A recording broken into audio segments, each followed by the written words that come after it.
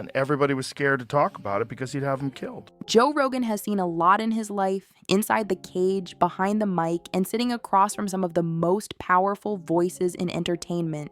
But nothing could have prepared him for what Justin Bieber revealed. The clip wasn't just another viral moment. It was a ticking time bomb, and when it detonated, it sent shockwaves through the entire music industry. You know, Justin Bieber had a post the other day on his Instagram talking about all the drugs that he did when he was younger and how much it f***ed him up. And now he's got a relationship with the Lord, and he's got, he's married, and he's trying to be a normal person.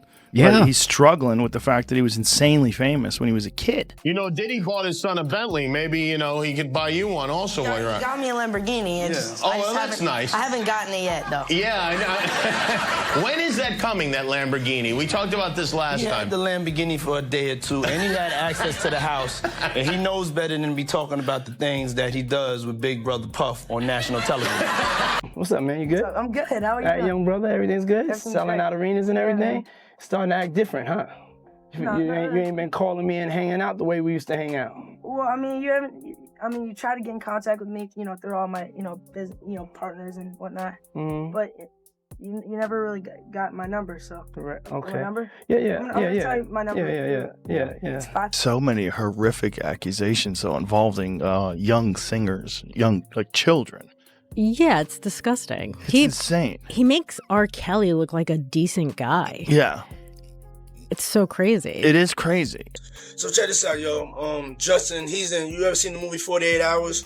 Right now, he's having 48 hours with Diddy, him and his boy.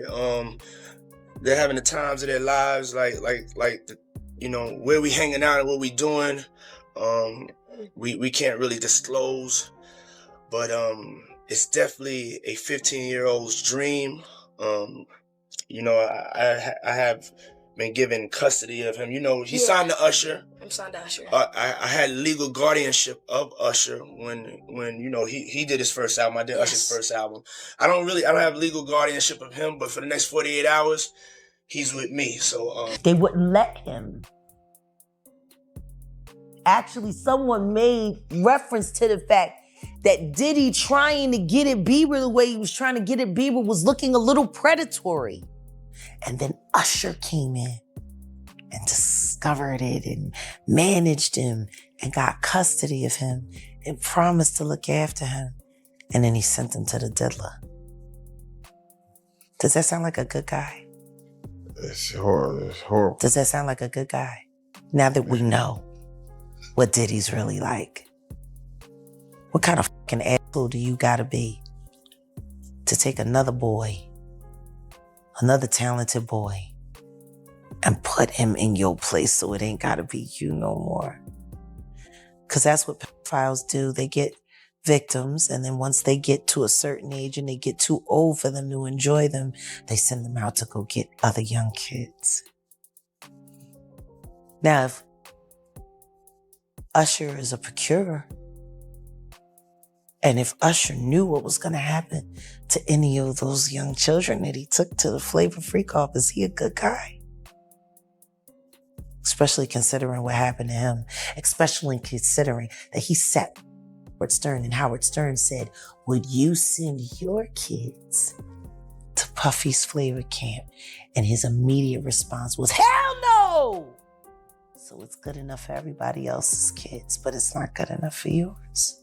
Justin Bieber, now grown, married, and rebuilding his life, opened up about the chaos he endured during his youth. In a recent podcast appearance and social media post, he reflected on how fame at a young age left him lost, broken, and mentally spiraling.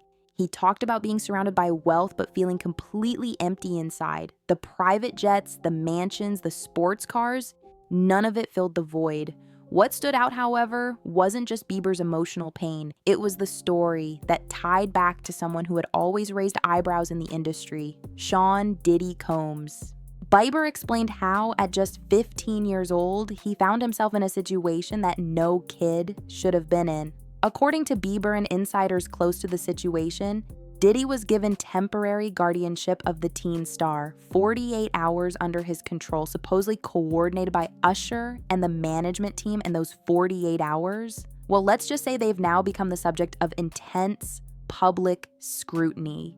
Joe Rogan didn't stay quiet. In fact, he erupted. On a recent episode of his podcast, Rogan tore into Diddy with a passion and clarity that left no room for doubt. He wasn't ranting, he was revealing.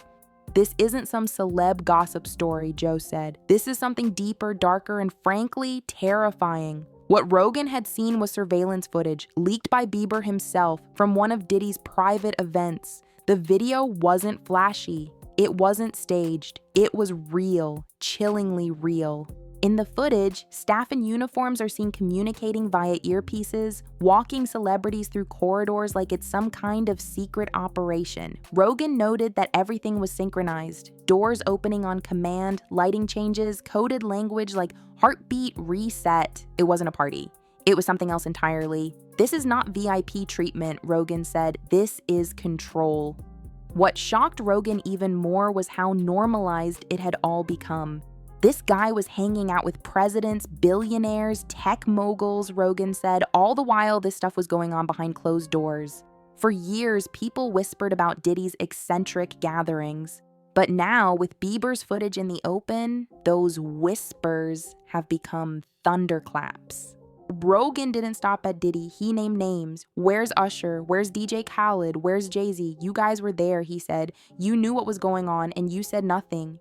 It wasn't just about one man's downfall, it was about an entire culture of silence. A system that let powerful people act with no consequences while the victims were left in the shadows. The podcast went viral. Clips of Rogan's furious commentary spread like wildfire. Hashtags trended. Major brands began quietly pulling away from Diddy. It wasn't just a PR disaster, it was the beginning of a total collapse. The courtroom had already been rocked by the footage, but Rogan's commentary broadcast it to millions.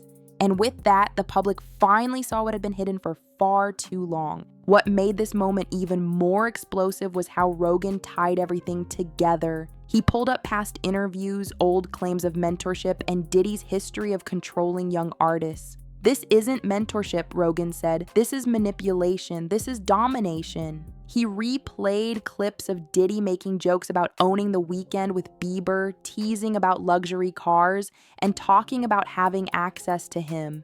Suddenly, those comments weren't funny anymore. They were disturbing. As Rogan connected the dots, one thing became clear. This wasn't an isolated incident. This was part of a pattern. The structure, the secrecy, the influence, it was all part of a machine that allowed Diddy to operate unchecked, and now the machine was breaking down. The machine was...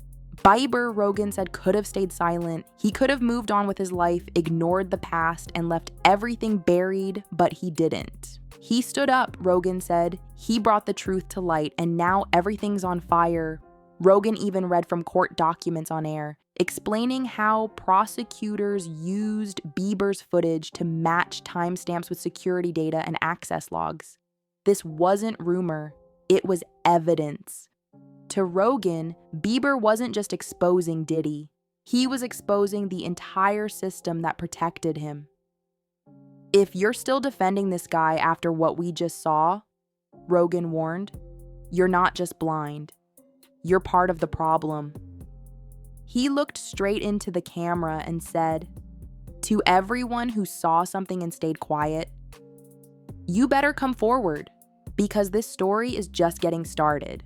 By the time the episode ended, the fallout had already begun. Diddy's legal team went into crisis mode. His publicist stayed silent. Meanwhile, the internet did what it does best. It spread the message far and wide. News anchors, influencers, and even former collaborators began to distance themselves. The curtain had been pulled back and the world didn't like what it saw. Rogan's closing words were simple but powerful.